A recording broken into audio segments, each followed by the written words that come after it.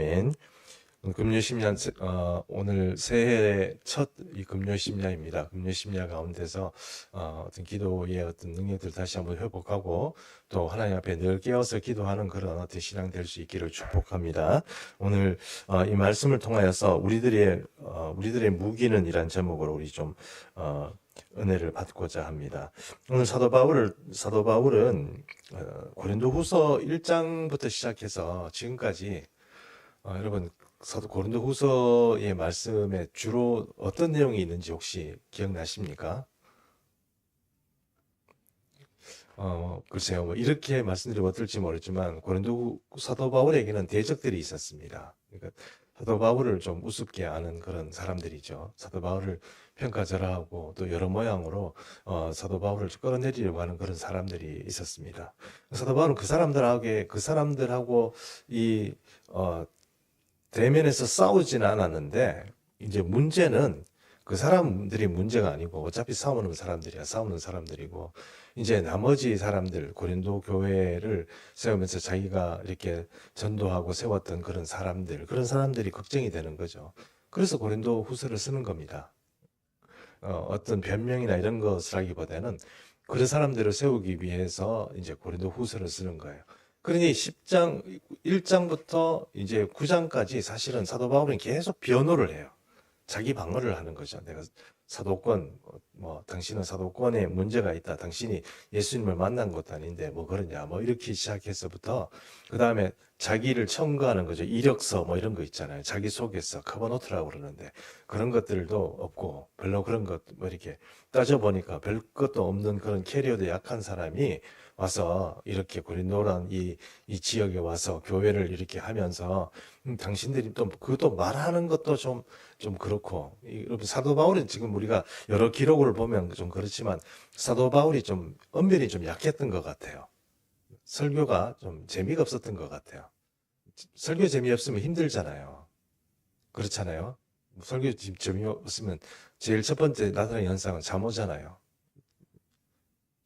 잘 모르시는구나. 저도 잠 많이 자는데, 이 잠이 오잖아요. 잠 오고, 막, 견디기 힘들잖아요. 또 막, 저도 목사니까, 제일 어려운 게 이제 충성교회에서 이제 그 목사님들 설교하실 때 이렇게 처음에 집중해서 들어요. 근데 이게 이제, 목사님 재밌게 하면 막 눈이 뿅 해서 이렇게 막 듣는데, 안 그러면 어느새 자고 있거든요. 그래서 제가 안 자려고 막, 다리 꼬집고 막 힘주고 막 고개도 돌리고 막 이렇게 하는데 결국은 자더라고요. 여러분, 사도 바울이 얼마나 설교를 재미없게 했으면 사람이 죽었습니까?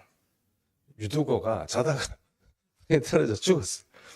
그렇게 위험한 데 가서 올라가 있으면서도 뭐 자기가 잔다고 생각했겠습니까? 얼마나 재미가 없었으면 2층에서 떨어져 죽을 만큼 사도 바울이 설교가 별로 재미없었던 것 같아요.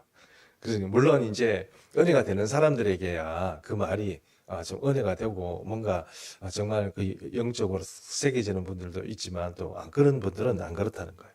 그 지금 우리 교회도 보면 용서하시고 들으십시오. 새 가족들 이렇게 간증 이렇게 하는 걸 들어보면 어떤 치유가 나타나는 것도 있고 또 어떤 변화가 있어요. 그리고 그 사람이 오랜 상처 같은 것들이 우리 특별히 금요심야 이런데 우리가 같이 기도하고 우리는 별로 잘 생각 안 하지만 그분들은 뭔가 이 치유가 있고 어떤 경우에는 여러분들 다 가고 나서 늦게까지 남아가지고 울면서 기도하다가 하는 분도 있고 뭐 그렇습니다. 그런 것들을 생각해 보면 이게 뭔가 하나님께서 만지시는 게 있구나 이런 생각이 듭니다. 그래서 그런 분들 볼 때마다 볼 때 어떤 생각이 드냐면 내가 좀 잘했구나 이런 생각이 들어요. 뭐 잘했다는 설교를 잘했다 이런 의미가 아니고 지금 뭐 어쨌든 잘하고 있구나 하는 생각이 가끔씩 든다 이겁니다.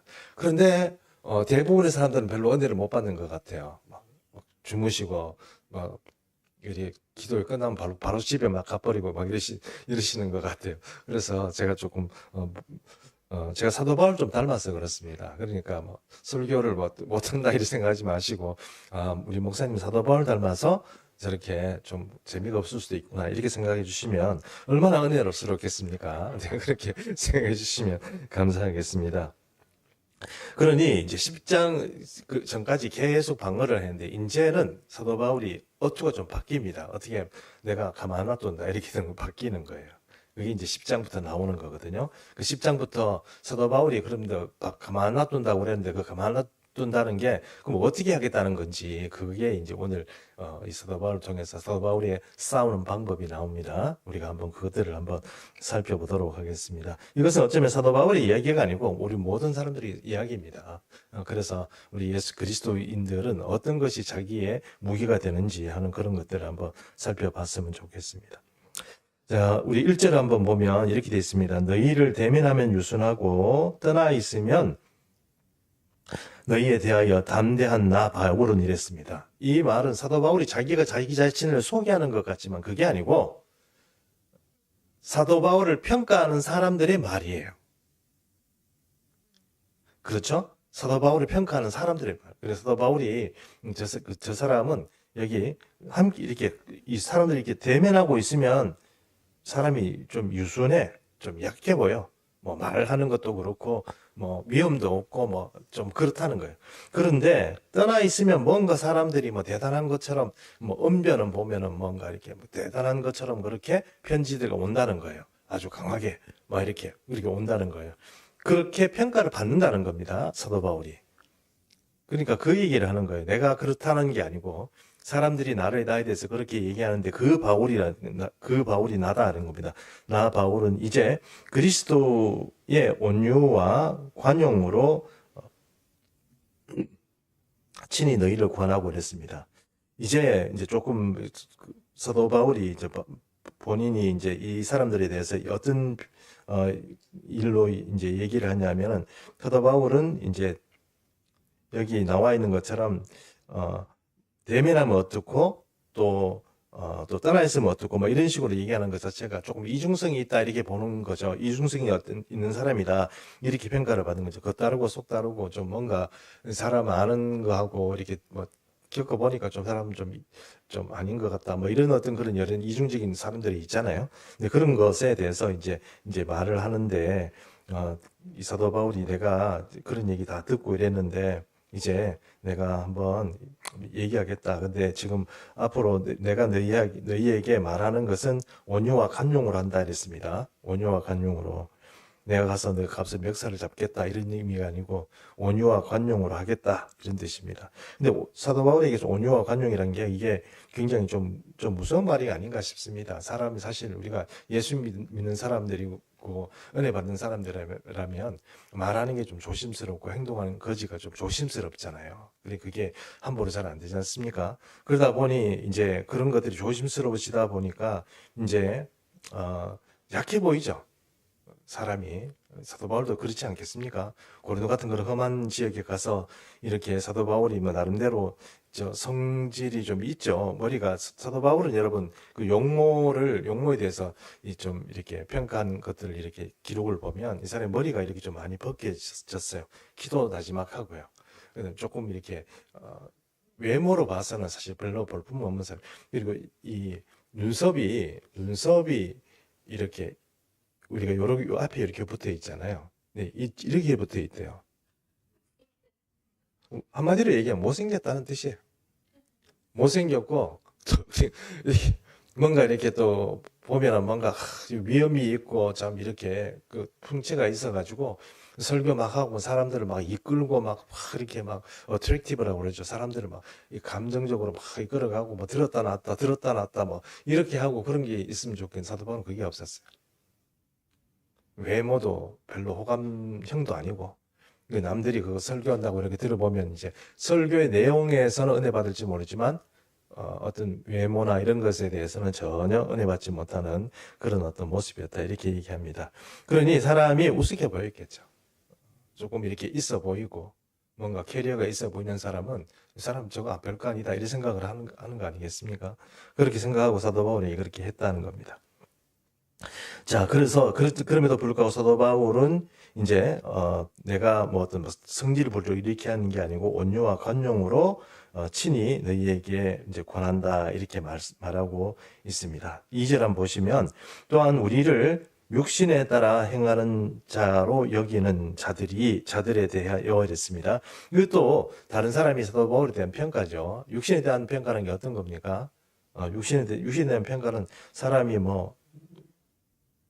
그 육신에 대한 평가라는 게 어떤 겁니까? 사도 바울이 지금 1절에서 9절까지 한 얘기 있지 않습니까? 돈 얘기죠. 성교비 이야기, 뭐 그런 이야기에서 사람이 돈 밝힌다, 뭐 그런 이야기, 뭐 그런 얘기부터 시작해서 사도 바울이 이제 뭐 여러 가지 어떤 좀 이렇게 뭐 약한 부분들이 있잖아요. 그런 부분들, 사람 보기에는 별거 아닌 그런 어떤 부분들을 이제 다 끄집어내 가지고 이렇게 평가를 한다는 거예요. 이제 저 사람이 별거 아니다, 또 뭐 학력도 별로다, 뭐도 별로다 이렇게 해서 평가를 해서 사도 바울을 이제 낮춘다는 거죠. 그렇게 해서 이제 고린도 교인들에게 그렇게 가르친다는 거예요. 고린도 교인 우리 뭐 사도 바울이 뭐 했지만 사도 바울은 사실 캐리어도 약하고 뭐 배운 것도 좀 약하고 말도 잘 못하고 막 그렇다고 이런 식으로 얘기하는. 그리고 뭐 성교비 자꾸 보내달라고 그러는데 성교비는 뭐 성교비 보내달라고 하고 그러니까 성교비 돈 밝힌다 뭐 이렇게 얘기를 해버리는 거예요. 그러니까 이제 좀 사도 바울이 그런 평가를 받는데 이제 내가 그런 사람으로 평가를 받고 있는데 거기에 대해서 내가 담대하게 같이 너희와 함께 있을 때에 나로 하여금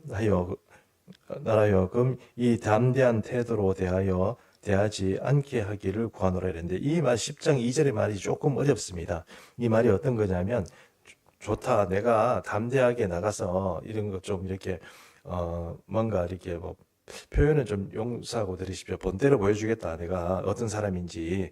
그런데 내가 사랑하는 당신들에게 그런 모습을 보여줄 수는 없지 않냐. 뭐 대적들에게야 그런 모습을 보일 수 있지만 사랑하는 당신들에게 내가 그런 모습을 보여줄 수는 없지 않겠냐. 내가 그러니까 당신들은 그런 나의 모습을 안 봤으면 좋겠다. 이렇게 얘기를 하는 겁니다. 그게 2절 말씀입니다.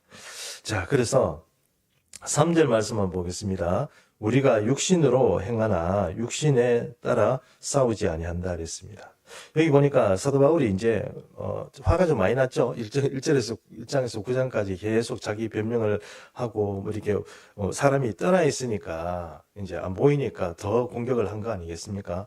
그러다 보니까 그 공격을 받고 나서 이제 생각을 하는데 육신으로 따라 싸우지 아니한다 이랬는데 그럼 육신을 따라 싸운다는 건 어떤 겁니까? 멱살 잡는 거 아니겠습니까? 멱살 잡는 거. 멱살 잡는 거죠. 육신으로 싸우는 게 멱살 잡는 거 아니겠습니까? 멱살 잡고 처음에는 소리치다가 안 되면 이제 멱살 잡는 거죠. 멱살 잡고 그냥 그렇게 하는 거죠. 뭐.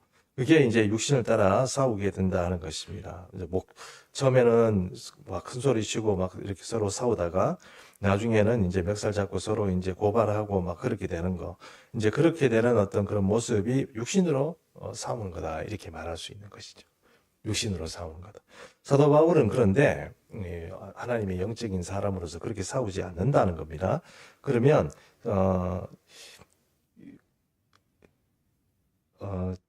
제가 한마디만 좀 하고 이렇게 넘어갈게요. 제가 이제 옛날 교회에서 네 분이 있는 교회에 있었거든요. 그 네 분이 있는 교회를 이렇게 보니까 이제 조금 어처구니 없는 일도 좀 생겨요. 그러니까 뭐 저거 가지고 싸우지 이런 그런 일들이 사실은 교회에서 많이 생깁니다. 근데 싸우는 분들은 심각해요. 싸우는 분들은 그거 가지고 되게 심각하게 싸워요. 근데 이제 나중에 이렇게 싸우고 그 싸움이 끝이 나면 결과가 별로 안 좋아요. 어디든지. 그러니까 교회에서는 안 싸우는 게 좋습니다. 근데 나중에는 이 교회 싸움도 여러분 그 사회 싸움 못지 않습니다. 서로 이제 폭력도 행사하고 경찰도 부르고 막 제가 있던 그런 교회에 있었거든요. 그리고 뭐 강단에서 있는데 뭐 그렇게 막 서로 밀고 땡기고 이렇게 하는 것도 좀 봤고 뭐 그렇게 봤습니다. 어쨌든 그런 폭력을 쓰고 이런 것들은 사도 바울이 말하는 이런 어떤 그리스도인이 마땅히 싸우는 방법이 아닙니다. 대적이 없을 수는 없습니다. 그러니까 아무리 그리스도인이 자기가 선하고 착한 일을 했다고 해도 대적이 있습니다. 그 대적은 여러 모양으로 나타나지만 내하고 생각이 틀린 사람도 대적이 될 수 있고 그리고 악한 마귀가 사주를 받은 사람도 대적이 될 수 있고 뭐 여러 모양의 대적이 있을 수 있습니다. 마음에 안 드는 사람도 대적이 될 수 있고 그런 모양입니다. 그냥 마음에 안 드는 것들이 이제 더 깊어지면 더 나중에는 그런 문제가 생기겠죠. 그러니까 이런 문제들이 있을 때 문제를 해결하는 방법이 어떤 방법이냐? 뭐 그리스도인의 방법이 이제 사도 바울이 해야 되는 방법이라는 겁니다. 이거는 폭력적인 방법이 아닙니다. 비폭력입니다. 비폭력. 폭력인데 그렇다고 해서 그 사람하고 뭐 논쟁을 하거나 말다툼을 하거나 아니면은 뭐 서로 뭐 이렇게 뭐 싫은 소리를 하거나 이렇게 해가지고는 이게 해결된 문제가 아니라는 것입니다. 그래서 4절 말씀 한번 보겠습니다. 우리의 싸우는 무기는 육신에 속한 것이 아닙니다. 그 육신의 모양으로 싸우는 게 아닙니다. 그 내가 대적한테 가서 내가 뭐 앞으로 나한테 이렇게 욕하고 그랬는데 내가 뭘 갚아주겠다 이렇게 해서 그 대적한테 찾아가서 내가 너 나한테 이렇게 했지. 너 왜 그렇게 했어? 말을 왜 그렇게 따위래? 뭐 이런 식으로 자꾸 그 사람과 붙어가지고 싸우겠다는 얘기가 아닙니다. 그런 게 아니고 육신에 속한 것이 아니요 오직 어떤 견고한 진도 무너뜨리는 하나님의 능력이라 모든 이론을 무너뜨리며 이랬습니다.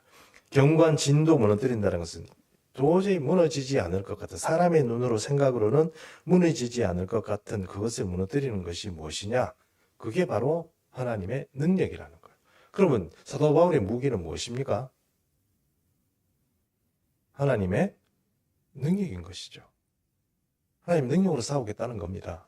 하나님의 능력으로 싸운다는 건데 하나님의 능력이라는 것은 우리가 개념적인 의미로서 뭐 어디 저 공중에 그냥 막 날아다니는 그런 어떤 개념이 아니고 사도 바울은 자기가 체험하고 경험하고 또 어떤 전도 활동이나 이런 것들을 통해서 무수히 익혀진 하나님과의 깊이 있는 그런 성령의 은혜 가운데서 경험한 하나님의 능력이에요.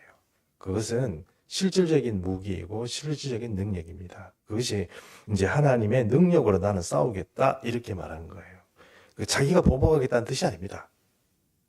하나님께 맡기겠다는 뜻인데 하나님께 맡기겠다는 이게 사실은 무섭거든요. 왜냐하면 사람끼리 서로 말 한마디 이렇게 하고 끝내는 게 좋지 하나님께 맡긴다는 거 이게 별로 좀 좋은 일이 아니에요. 왜냐하면 하나님이 또 나서시면 힘들어지기 때문에 그렇죠. 근데 사도 바울은 어떻게 하냐? 그것을 하나님의 능력에 맡기겠다는 겁니다. 그 뒤에 보면 조금 더 무시무시한 말이 나옵니다. 어쨌든 사도 바울이 이것을 하나님의 능력으로 내가 싸우겠다 이런 뜻입니다. 그렇게 하나님 능력이 싸우면 아무리 견고한 것이라도 다 무너진다 이렇게 말하고 있고 5절에 보니까 하나님 아는 것을 대적하여 높아진 것을 다 무너뜨리고 이랬습니다. 하나님의 아는 것을 대적한다 이 말은 것은 어떠냐면은 우리가 복음적으로 살고 복음을 추구하고 아까 우리가 찬양도 불렀습니다만 너희는 먼저 그의 나라와 그 일을 구하라고 그랬잖아요. 그 나라와 그 일을 구하는 이런 것들을 허물고 다른 방법으로 뭔가 성취하려고 하는 것 그것들에 대해서 대적한다 이렇게 표현을 합니다. 그리고 높아졌다 이렇게 얘기합니다. 이것을 다 무너뜨리고 모든 생각을 사로잡아서 그리스도에게 복종하게 한다 이랬습니다. 자 보십시오. 전쟁을 하면요. 옛날에는 어떤 식으로 전쟁이었습니까?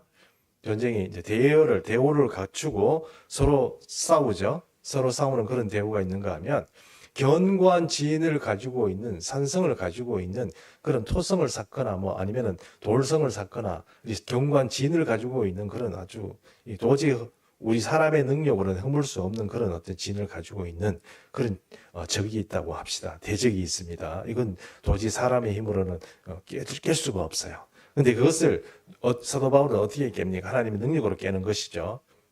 왜 그렇습니까? 하나님 능력이 그거보다는 더 힘이 세니까요.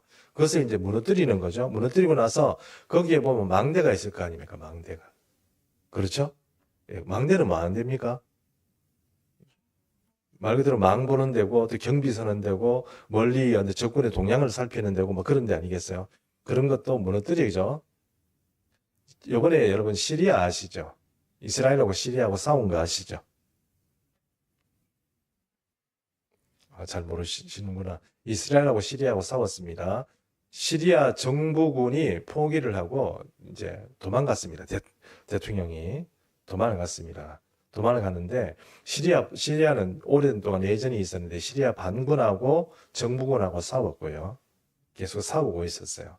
그 시리아 반군이 이제 시리아 정부군에서 싸웠는데 이번에 하마스하고 헤즈볼라하고 이스라엘이 싸우면서 그게 결국은 헤즈볼라가 이란을 통해서 이렇게 공급도 받고 이렇게 또 시리아 정부군의 어떤 후원도 받고 이랬는데 그게 깨져버리니까 시리아 정부가 못 견디고 정부군이 포기하고 도망가 버렸어요. 대통령이. 그 정부가 끝이 나버렸잖아요. 그리고 나서 이스라엘이 뭘 했냐면은 그 시리아에 있는 모든 무기고를 다 때려버렸어요. 박살을 내버리는 거예요. 무기고를. 그냥 가져오면 될 텐데 안 가져오고 어떻게 해요? 다 박살을 내버려요. 왜 박살을 내요? 가져오는 것도 문제가 돼요. 왜냐하면 시리아 반군이 보고 있잖아요. 이해하시죠? 시리아 반군이 보고 있잖아요. 그러면 왜 우리 무기를 너희가 가져갔냐 이러면 곤란하잖아요. 그것도 시리아 반군이 나중에 되면 또 힘을 차리면 어떻게 돼요? 이스라엘 또 공격하거든요. 그래서 차라리 무기는 어떻게 해요? 다 없애버리는 거예요. 똑같이 성을 무너뜨리면 망대는 어떻게 해요?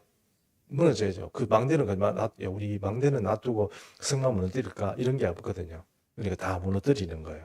성도 무너뜨리고 망대도 무너뜨리고 또 해야 될 게 뭘까요? 모든 백성들을 잡아서 죽이든지 참수라든지 그렇게 하는 게 아니고 일반 병들들은 어떻게 해요? 포로로 잡으면 되죠. 옛날에는 포로로 잡으면 다 쓸 데가 있습니다. 일꾼을 시키든지 아니면 뭘 하면 됩니까? 노예를 팔면 되죠. 그러면 누구를 잡아서 잡아야 이게 끝이 납니까? 장군들, 왕이나 이런 이제 장군들, 대장들 이해하시죠? 그런 장군들을 다 잡아와야 돼요. 다 잡아가지고 이제 갑옷도 좀 멋지게 입었겠죠? 일반 사병보다. 그런 장군들을 다 잡아서 누구 앞에 무릎 꿇립니까? 우리 대장 앞에 적군의 전부 다 그들을 다 무릎 꿇히는 거예요. 이해하시죠?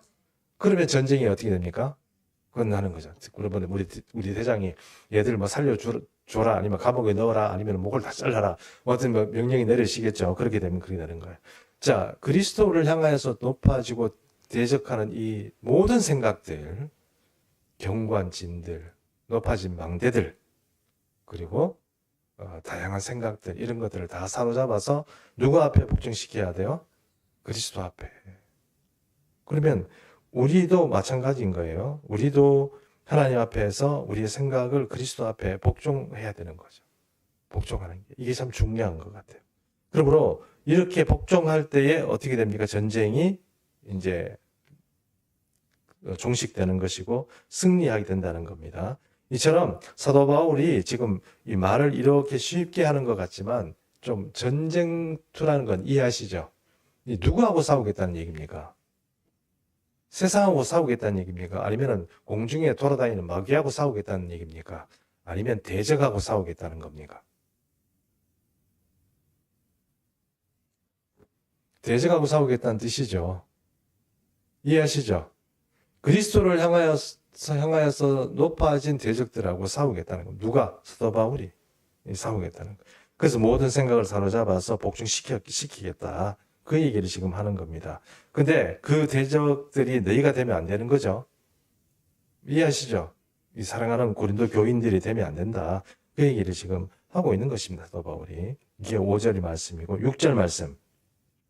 6절의 말씀은 1절에서 5절까지의 말씀을 좀 정리한 것인데요. 이게 조금 우리 성경보다는 조금 개정이 조금 이해하기 쉽게 되어 있습니다. 그래도 두 개를 다 읽어볼게요. 6절 말씀에 너희의 복종이 온전하게 될 때에 모든 복종하지 않는 것을 벌하려고 준비하는 중에 있노라 이랬습니다. 공동번역에 뭐라 되어 있느냐? 너희의 복종이 이루어지면 모든 불복종을 응징하려는 준비를 갖추고 있느니라 이랬습니다. 내가 불복종하는 사람들 응징하려고 준비하고 있다. 그 얘기를 지금 6절에서 하고 있습니다. 그래서 1절에서 5절까지의 말씀을 정리해서 결론적으로 얘기하면 내가 그 하나님 그리스도를 향해서 복음의 방해를 일으키고 교회를 내분을 일으키는 그 문제에 대해서는 내가 용서하지 않고 응징하겠다. 그 얘기를 사도 바울이 이제 6절을 통해서 하고 있는 것입니다. 7절 말씀을 읽진 않았지만 7절 이후의 말씀도 조금 제가 참조해서 한번 여러분과 얘기를 해보겠습게 7절에 너희는 외모만 보는도다 이랬습니다. 밖에만 보는 거죠. 이제 밖에만 보면 사도 바울은 이제 외모가 별 게 없으니까 이제 사람을 자기가 그리스도에게 속한 줄을 믿을진데, 당신이 스스로 내가 하나 그리스도에게 속했다고 믿으면 사도 바울인 나도, 사도인 나도 그리스도에게 속했다는 것을 네가 인정을 해라. 그런 것을 좀 생각을 하고 이렇게 나를 욕하고 그렇게 해라 하는 것이 7절의 말씀입니다. 같은 그리스도인이고 우리가 어떤 그것이라면 그 외모만 보고 바깥에 보이는 부분만 보고 그렇게 나를 평가하고 그렇게 하지 않았으면 좋겠다 하는 것이 이제 7절 말씀이고, 8절도 한번 제가 읽어보겠습니다. 주께서 주신 권세는 너희를 무너뜨리려고 하신 것이 아니요 세우려고 하신 것이니 내가 이에 대하여 지나치게 자랑하여도 부끄럽지 아니한다 이랬습니다. 이 말은 뭡니까? 내가 하나님의 능력을 많이 체험했다 이런 뜻입니다. 하나님의 능력을 체험 많이 했고 하나님 그런 어떤 그런 것이 많이 있는데, 이걸 가지고 싸운다고 해서 내가 이거 가지고 자랑할 게 많다는 거죠. 그렇게 많이 하는데, 그렇다고 해서 이런 것들을 내가 사용한다고 해서 이것은 너희를 무너뜨리려고 이렇게 하는 게 아니고, 그 사실은 이렇게 견책하고 말하고 이러는 것들이 사실은 너희를 세우려고 하는 것이다. 그런 얘기를 지금 하고 있습니다. 그래서 9절, 이는 내가 편지들로 너희를 놀랍게 하려는 것 같이 생각하지 않게 함이라 이랬습니다. 이 편지 받고, 야, 사도 바울이 단단히 뭔가 노리고 우리를 향하여서 뭐 칼을 비수를 가지고 오려고 하는구나. 그게 아니라는 것을 사도 바울이 9절 말씀을 통해서 말하고 있습니다. 그들의 말이, 그의 편지들은 무게가 있고 힘이 있으나 그가 몸으로 대할 때에는 약하고 그 말도 시원하지 않다 이랬습니다. 만약에 사도 바울이 이제 고린도 교회로 돌아갔습니다. 돌아갔더니 보니 그 고린도 교회에서 사도 바울을 욕하고 대적했던 거짓 선지자, 거짓 교사들, 이런 사람들이 사도 바울에 대해서 뭐라고 얘기합니까? 와도 별거 없어. 뭐 우리가 다 아는데 뭐 그 사람 이 편지를 보면 뭐 대단한 무슨 결심을 하고 우리에게 뭐 그렇게 한 것 같지만 사실 지가 와서 어쩔 건데, 이런 얘기가 바로 이 10절의 말씀입니다. 그리고 10절 말씀이고 11절 말씀이만 우리가 다루도록 하겠습니다. 11절 말씀, 이런 사람은 우리가 떠나 있을 때에 편지들로 말하는 것과 함께 있을 때에 행하는 일이 같은 것임을 알지라 이랬습니다. 사도 바울의 얘기가, 그렇게 생각하지 말고 내가 그 있을 때도 사실은 너희가 나를 우습게 봐서 그렇지, 그거나 지금 이 편지를 써서 너희에게 얘기하고 호소하는 이런 어떤 모습이 내가 일치한다. 이게 분리돼 가지고 이 사람은 다른 사람이고 이 사람은 전혀 다른 사람처럼 그렇게 여기지 말고 내가 같은 사람이다. 그러니까 이런 편지를 받고 너희가 어떤 그 대적하는 그런 모습에 있어서는 좀 이렇게 좀 태도를 바꿨으면 좋겠다. 이런 얘기를 지금 하는 겁니다. 이제 그런 얘기를 하는 것입니다. 자, 오늘 그 설교 준비를 하다가 어떤 사건 하나가 생각이 나서 여러분에게 한번 말씀을 드리고 싶습니다. 사도 바울이 하나님의 일을 하면서 하나님 능력을 많이 체험했어요. 근데 우리도 분명히 말씀드리지만 원래 우리가 추구해야 될 게 있다고 그러면 저는 그것이 하나님과의 친밀함이라고 생각해요. 하나님과의 친밀함이라는 것은 그저 우리가 뭐 하나님 안에 있으면서 느끼는 그런 은혜입니다. 그런 삶을 살아가면서 하나님한테 느끼는 은혜인데, 그 은혜는 여러 가지로 주어지지만 그 은혜가 안에 살아가면 그냥 살아갈 수가 없어요. 하늘의 은혜들을 체험하게 된다는 것은 그냥 사람이 뭐 코미디 프로 보다가 너무 좋아, 너무 기쁘고 막 웃었어, 뭔가 스트레스도 날아가고 그런 기쁨이 아닙니다. 그런 기쁨이 아니에요. 하나님의 은혜를 체험하고 경험한다. 그것은 우리의 마음에 뭐라고 할까요? 이게 격이 다른 그런 기쁨이 있는 거예요. 그리고 그런 사람에게 하나님이 자꾸 이렇게 친해지고 친밀해지면 어떤 일이 생기냐면, 그리스도의 은밀한 부분, 우리가 흔히 말하는, 우리가 찬송에도 그런 부분이 있잖아요. 새벽에 하나님 올라가서 우리 서로 받은 그 기쁨은 알 사람이 없도다. 이렇게 말하는 것처럼 그런 기쁨들이, 은밀함들이 자꾸 우리 속에서 커지고 그 사람의 영적 실력이나 이런 것들이 좀 커지게 되는 거죠. 친밀하다는 것은 그만큼 또 하나님과의 어떤 체험이 많고 경험이 많다는 뜻이에요. 그러므로 여러분, 그리스도를 향하여서 우리가 하나님으로부터 무엇을 얻어와야 되고 뺏어와야 되고, 천국은 침노하는 자니까 뭐 어쨌든 가서 하나님 내놓으십시오 이러고 막 그렇게 하는 것도 중요하지만, 친밀하다면 그것이 결국은 하늘의 문을 여는 겁니다. 키를 우리가 받는 거하고 똑같아요. 그러면 하늘의 문을 여는 거하고 똑같으니까 친밀함을 하는 이 키를 가지고 하나님과 살아간다면 천국의 열쇠는 그저 당연히 열리게 되어 있는 겁니다. 내가 살아가는 모든 삶에 있어서 천국의 문이 열리게 되면 이게 뭐 더 이상 뭐 얘기할 필요가 없는 것이죠. 근데 천국의 문을 여는 것이 또 계기가 필요합니다. 삶을 살아가면서 계기가 좀 필요해요. 천국의 문이 막 열리는 게 아니라 내가 주님 좋아요, 주님 사랑합니다 이렇게 고백했다고 해서 하나님이 믿어주실 것 같아요?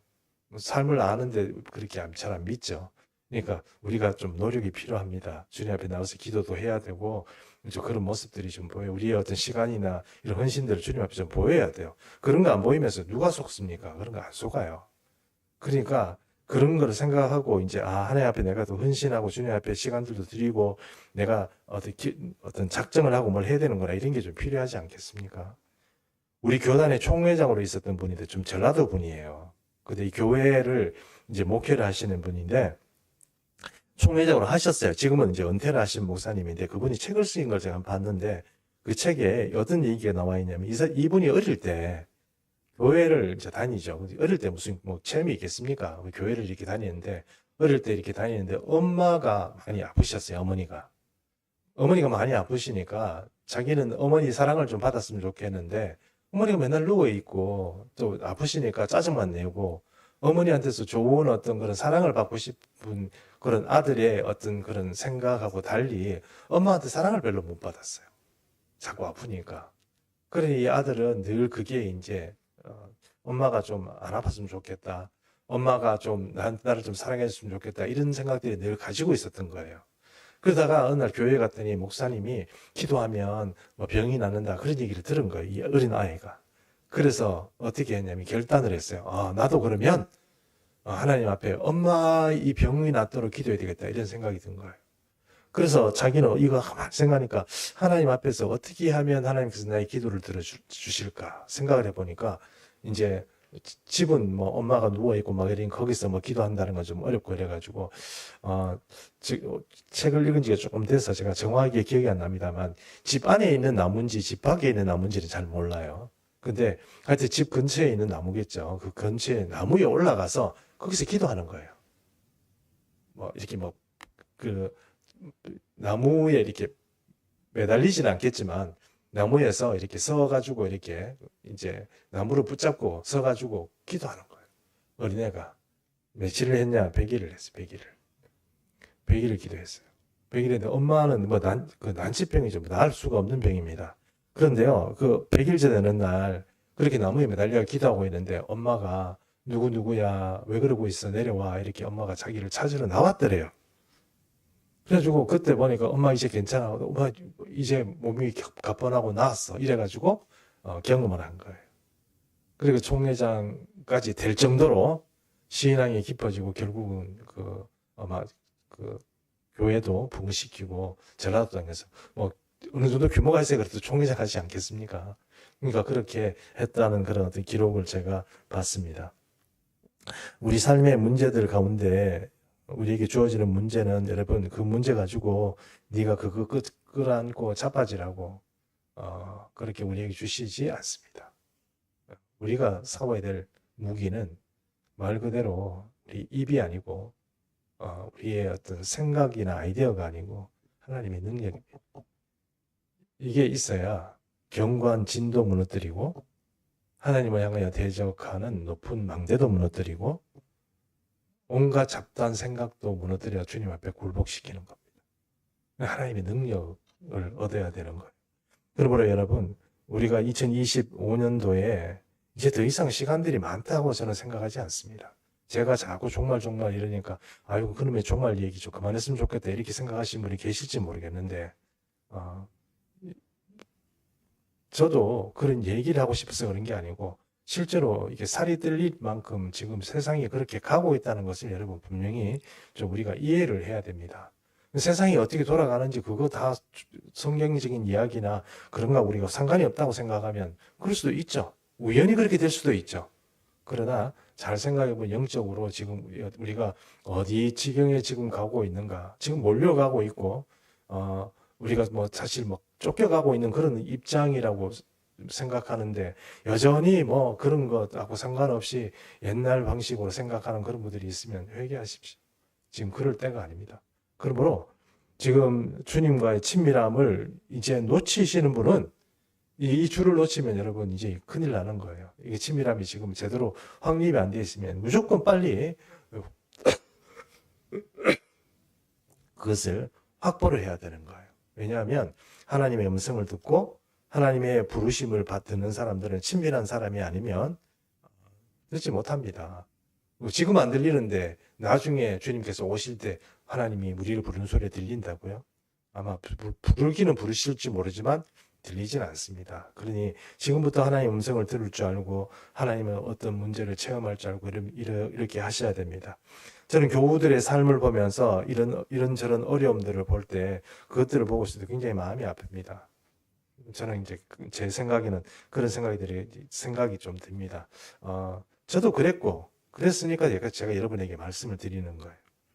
기도에 매달리고 그것을 정말 작정하고 안 되면 금식이라도 하면서 덤벼들면 해결됩니다. 그런데 그렇게 안 하시면서 그걸 계속 끌고 안에 가시는 분들도 많이 계세요. 근데 그게 참 안타깝습니다. 제가 보기도 그렇고, 저도 개인적으로 어떤 생기는 문제에 있어서 그 문제 가지고 계속 실강이하고 지금도 전투하고 있습니다. 하나님의 능력이 우리에게 임하면 이 모든 것들은 다 순간적으로 다 모두 해결이 됩니다. 근데 그 하나님의 능력을 끌어올려면 우리가 어떻게 해야 되겠냐 하는 생각을 우리가 좀 잘 해보고, 이제 우리가 주님과도 또 친밀하게 하고, 또 우리의 삶에 있어서 어떤 문제들이 있으면 그것을 기도함으로 하나님의 능력으로 해결해 가면서 그렇게 이렇게 나가야 된다는 겁니다. 거기에는 여러분의 작정 기도가 필요할지도 모르겠습니다. 어쩌면 여러분의 금식 기도가 필요할 수도 있습니다. 작정 기도 필요하면 작정 기도를 해야 되고 금식이 필요하면 금식 기도해야 됩니다. 그런 희생은 하지 않고 하나님의 능력을 얻을 수는 없는 것입니다. 그러므로 아까 그 총회장의 얘기처럼 어린애가 나무에 올라가서 100일 동안 기도한다는 게 쉽겠습니까? 나무 올라갔다가 그냥 두둑 내려오는 게 아니고요. 거기서 뭐 제가 정확하게 기억은 나지 않습니다만 1시간 정도 거기서 나무 붙잡고 거기 올라가서 나무에서 가지를 바르고 이렇게 붙잡고 그렇게 1시간 기도했더니 하나님께서 들어주셨다는 것입니다. 아이가 그렇게 하나님 경험하니까 수많은 하나님의 능력을 그 삶을 통하여서 실행을 하고 하나님의 어떤 보고들이 열어가면서 그렇게 살아가는 거 아니겠습니까? 2024년도 여러분 어떻게 살아왔는지는 잘 모르겠습니다. 저는 2024년도 끔찍합니다. 제 삶을 살아오는 중에 이만큼 정말 표현은 죄송합니다만 코피 터지는 일이 별로 없었을 것 같습니다. 남들 보기에도 좀 부끄럽고 우리 교우들 보기에도 좀 부끄럽고 내가 무슨 우리가 기독교인이지만 세상적으로 말해서 내가 전생에 무슨 나쁜 짓을 많이 해가지고 이런 벌을 받나 이런 생각이 좀 드는 그런 어떤 한 해였습니다. 그러나 그렇다고 해서 2025년도에 2024년도처럼 그렇게 무너지고 싶은 생각은 전혀 없습니다. 사도 바울이 말한 것처럼 하나님의 능력으로 다 이길 수 있습니다. 저는 그렇게 믿고 있고 또 그런 삶을 또 무너지는 것 같은 그런 어떤 삶 가운데서도 하나님의 능력으로 다 이렇게 견뎌왔고 극복해왔고 기적 같은 삶을 살아왔습니다. 그러므로 저는 뭐 당연히 또 앞으로도 여호와 일의 은혜 가운데서 그런 일들이 벌어지리라고 생각합니다. 여러분도 우리 같이 이제 2025년들은 하나님의 능력으로 오늘 이 세상을 살아가고 내 모든 삶을 살아가게 되는 그런 귀한 은혜 있기를 예수님의 이름으로 축복합니다. 예, 우리 한번 같이 기도했으면 좋겠습니다. 기도한 첫 번째 제목은